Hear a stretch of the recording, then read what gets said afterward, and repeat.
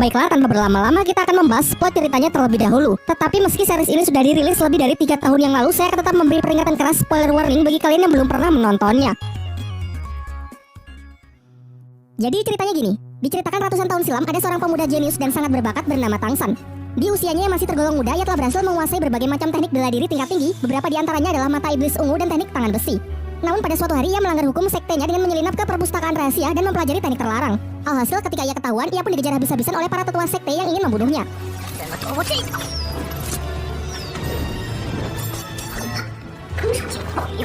Dari menyusuri hutan hingga tiba di sebuah tebing curam yang disebut sebagai lembah iblis. Karena sudah terpojok, ia pun menjatuhkan dirinya ke dasar jurang, namun dengan senyum di wajahnya tanpa rasa penyesalan sedikit pun. Akan tetapi sesaat setelah kejadian itu, tiba-tiba ia terbangun di tubuh anak kecil berusia 6 tahun yang menandakan kalau kini ia telah terlahir kembali di suatu daerah yang disebut dataran dahulu. Tangsan kecil tinggal di sebuah desa bernama Desa Roh Mulia bersama sang ayah seorang pandai besi yang terlihat kusam dan suka mabuk-mabukan. Dalam kesehariannya, Tangsanlah yang bertindak mengurus rumah serta menyiapkan makanan. Diceritakan bahwa anak-anak yang sudah menginjak usia 6 tahun akan dikumpulkan oleh sang kepala desa untuk menguji apakah mereka memiliki kekuatan roh pelindung atau tidak. Pengujiannya dilakukan oleh seorang master roh bernama Suyanto yang berasal dari Akademi Roh Pelindung di kota Nauding. Tangsan dan anak-anak lain kemudian diajak masuk ke dalam sebuah ruangan yang merupakan tempat untuk menguji kekuatan roh mereka. Kekuatan roh pelindung sendiri sangat bervariasi jenisnya dan tingkat kekuatannya. Contohnya Suyanto sendiri yang memiliki kekuatan roh pelindung serigala hutan. Jenis ini sangat cocok digunakan dalam bertarung. Singkat cerita, anak pertama maju untuk melihat jenis kekuatan roh pelindungnya. Dari tangan kanannya memvisualisasikan teknik kekuatan roh pelindungnya. Dalam hal ini adalah salah satu alat pertanian, yaitu sebuah sabit. Masuk ke tes kedua untuk mengetahui seberapa besar tingkat kekuatannya. Sebuah bola cahaya akan menyala terang jika anak yang menyentuhnya memiliki cukup energi roh. Namun sayangnya anak pertama ini sama sekali tak memiliki energi roh, sehingga ia dinyatakan gagal karena kekuatan roh pelindungnya tersebut tak akan pernah bisa dikembangkan. Dan kabar buruknya, sebagian besar anak-anak di desa ini memiliki kekuatan roh pelindung peralatan pertanian, namun tak ada satupun dari mereka yang memiliki energi roh. Dijelaskan tanpa energi roh, mau berlatih sekeras apapun dan menggunakan metode apapun maka akan sia-sia. Dengan kata lain, mereka tak akan pernah bisa menjadi seorang master roh. Sampai akhirnya kini hanya tersisa Tangsan sebagai anak terakhir yang akan mengikuti tes. Dari tangan kanannya, ia menunjukkan jenis roh pelindung yang berbeda dari anak-anak lain, yakni rumput biru perak. Tapi anehnya di saat yang bersamaan, ia juga membangkitkan roh pelindung lain di tangan kiri berwujud sebuah palu. Namun ia lebih memilih menyembunyikannya dan hanya menunjukkan roh pelindung di tangan kanannya saja. Sayangnya Suyanto malah mengatakan kalau rumput biru perak adalah jenis roh pelindung yang jauh lebih tidak berguna daripada alat pertanian. Oleh karena itu, Suyanto enggan melanjutkan Tangsan ke tahap kedua karena sudah pesimis kalau Tangsan tak akan punya energi roh dengan jenis roh pelindung selama itu. Akan tetapi Tangsan tetap bersikeras agar diizinkan untuk mencobanya terlebih dahulu. Dan benar saja, saat Tangsan menyentuh bola bercahaya itu, seketika sinar yang menyilaukan menerangi seluruh ruangan yang menandakan kalau Tangsan memiliki energi roh tingkat tinggi. Meskipun bisa dikatakan spesial, namun sang master roh masih pesimis mengingat roh pelindung rumput biru perak memang benar-benar lemah dan tak pernah ada sejarahnya bisa berkembang terlalu jauh. Setelah ujian usai, Pak Kepala Desa memberikan kabar baik bahwa Suyanto meninggalkan undangan kepada Tangsan untuk mendaftarkan dirinya ke Akademi Roh Pelindung di kota Nauding. Sesampainya di rumah, ia kemudian memberitahukan kepada ayahnya dan meminta izin untuk mendaftar di akademi tersebut yang akan diadakan 3 bulan lagi. Namun sayangnya sang ayah dengan tegas menolak tanpa memberikan alasan yang jelas. Masih belum menyerah, Tangsan mencoba untuk membujuk ayahnya dengan menunjukkan kekuatan roh pelindung ganda miliknya, yang salah satunya berwujud sebuah palu yang diketahui bernama palu Huotien. Setelah melihat putranya mewarisi roh pelindung rumput biru perak mendiang ibunya serta palu Huotien miliknya, sang ayah pun memulai mempertimbangkan keinginan Tangsan tersebut. Dari sini kita pun mengetahui masa lalu dari ibu Tangsan yang gugur dalam perang di masa lalu serta sosok ayah Tangsan yang ternyata bukan orang sembarangan. Singkat cerita, ayah Tangsan berubah pikiran dan mengizinkan Tangsan untuk masuk ke akademi tersebut. Namun Tangsan harus berjanji untuk tidak memberitahu ke siapapun kalau ia memiliki roh pelindung palu Huotien. Singkat cerita, 3 bulan telah berlalu. Tangsan dengan ditemani Pak Kepala Desa pergi ke kota Nauding untuk mendaftarkan dirinya ke akademi tersebut. Di saat yang bersamaan terlihat juga seorang gadis kecil pemilik roh pelindung kelinci merah muda bernama Xiaowu yang juga hendak ikut mendaftar. Kembali ke Tangsan, akhirnya sampailah ia di gerbang masuk akademi. Namun penjaga gerbang di sana tidak mengizinkannya masuk karena tidak percaya dengan Tangsan dan kepala desa yang terlihat sangat miskin. Bahkan undangan yang dibawa Tangsan pun ia lempar karena menganggap kalau undangan tersebut adalah undangan palsu. Tangsan yang sangat kesal karena sudah diremehkan memukul si penjaga gerbang hingga ia terlempar. Ketika perkelahian semakin serius, datanglah salah satu guru akademi yang diketahui bernama Master Xiao. Kemudian Master Xiao memastikan kalau undangan yang dibawa Tangsan adalah undangan asli sehingga ia mengizinkannya untuk masuk. Dijelaskan kalau Master Xiao ini adalah guru yang sudah tidak mengajar. Kegiatannya sehari-hari adalah melakukan penelitian dan menguji berbagai macam teori mengenai kekuatan roh pelindung. Seperti mempelajari tentang kelemahan dari tiap-tiap jenis roh pelindung, bagaimana metode paling efektif untuk mengembangkannya dan masih banyak lagi. Bahkan hanya dengan sekali melihat undangan milik Tangsan di mana tertulis jenis roh rumput biru perak dan energi roh penuh, ia langsung bisa menyimpulkan kalau Tangsan ini pasti memiliki roh pelindung ganda. Setelah mendengar penjelasan panjang lebar yang cukup masuk akal berdasarkan penelitian dari Master Xiao, Tangsan pun menjadi sangat mengaguminya. Ditambah lagi Master Xiao mengatakan bahwa Tangsan sangat spesial dan berpotensi menjadi seorang master roh terhebat di masa depan. Hingga akhirnya Tangsan berlutut dan meminta agar Master Xiao bersedia menjadi gurunya. Singkat cerita, setelah pembicaraan mereka, Tangsan pun diantar menuju ruang TU untuk mengurus segala administrasi pendaftaran. Namun di sana Tangsan mendengar para petugas TU justru menertawai dan memandang rendah Master Xiao. Menurut mereka, Master Xiao hanyalah badut akademi yang kegiatannya cuma mengarang teori-teori aneh. Satu-satunya alasan mengapa Guru Xiao masih dihormati hanyalah karena ia merupakan teman dekat dari kepala akademi saja. Meskipun sudah mendengar semua ejekan itu, Tangsan tak sedikit pun menurunkan kekagumannya kepada Master Xiao karena Master Xiao satu-satunya orang yang mampu mengetahui kalau dirinya memiliki roh pelindung ganda. Hal ini jelas membuktikan kalau ia memanglah guru yang sangat hebat. Sesampainya ia di asrama, Tangsan langsung mendapatkan serangan dari seorang anak bernama Waseng, ketua dari asrama laki-laki di kamar 7. Namun dalam sekejap Tang San dapat mengelak dan mengalahkannya. Hal ini membuat semua anak-anak kagum dan menobatkan Tang San menjadi ketua berikutnya sesuai aturan yang mereka berlakukan. Selang beberapa waktu datanglah Xiao Wu, gadis kelinci yang sempat kita lihat sebelumnya, datang bersama dengan Tang San. Masih dalam rangka memperebutkan siapakah yang lebih pantas menjadi bos sesuai aturan yang berlaku, akhirnya mau tidak mau mereka pun mulai bertarung. Pertarungan mereka pun berjalan sangat sengit. Dengan lincahnya si gadis kelinci bisa mengimbangi kekuatan dan kecepatan Tang San. Ia menggunakan sebuah teknik unik gerakan tubuh yang sangat fleksibel.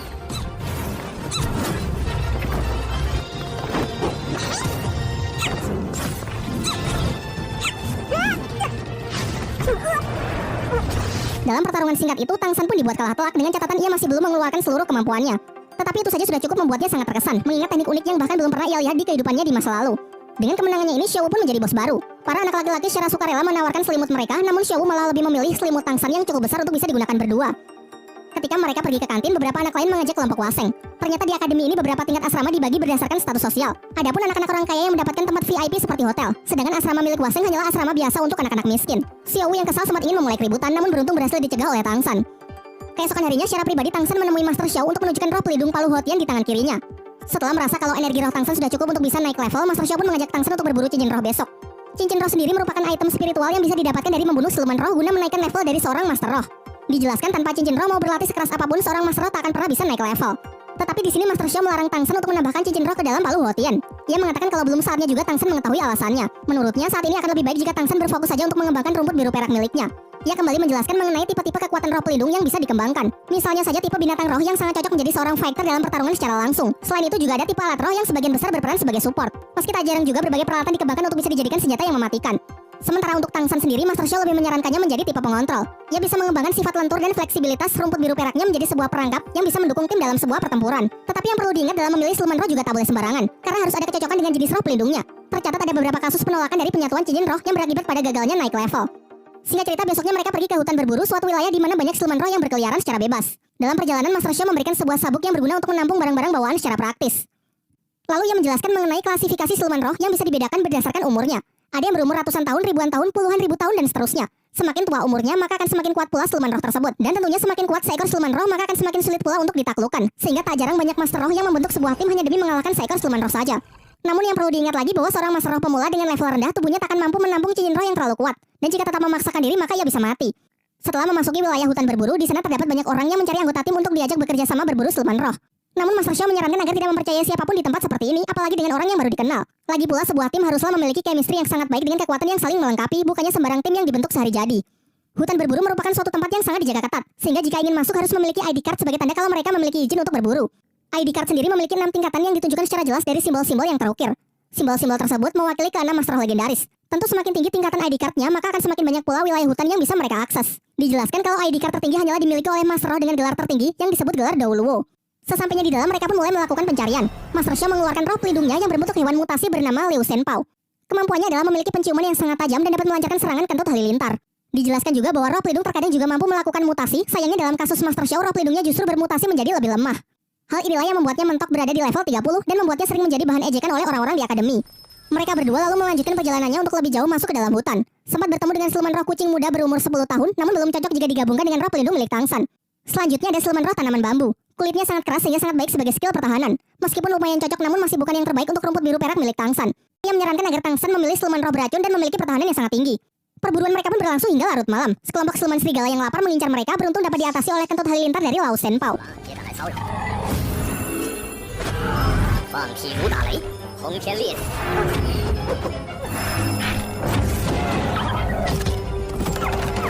Namun hal ini justru memicu makhluk yang jauh lebih mengerikan untuk datang karena tergiur aroma darah yang berceceran. Makhluk tersebut adalah siluman roh yang memiliki wujud ular mendrik beracun berusia 400 tahun, juga merupakan jenis siluman roh dengan racun yang paling mematikan. Walaupun mungkin sangat cocok untuk Tang San, namun Master Xiao mengajaknya untuk melarikan diri karena menghadapi makhluk tersebut dinilai terlalu berbahaya. Lao Senpo yang mencoba mengalihkan perhatian pun tak luput dari amukan ular beracun tersebut. Hingga saat sudah tergigit, Master Xiao bergegas untuk menariknya kembali. Sadar bahwa mereka tak akan punya kesempatan untuk kabur, Tang San pun memilih untuk menghadapinya.